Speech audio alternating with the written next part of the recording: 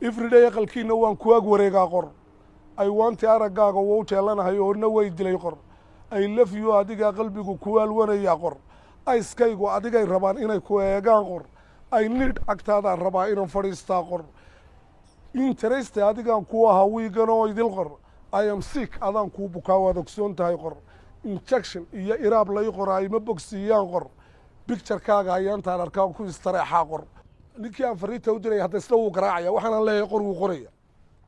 abayuu sanaan kaa dhigayno amarku siinaynin exchange life baan rabaa inaan samaynaa qor information-kaygani markuu adigu soo gaadho akhbaarkayga goortaad akhrido oral iyo written arjanti uga soo jawaab aanu leyd noqon qor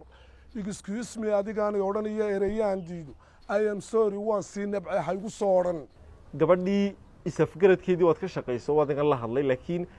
ma ka fikirtay iyada in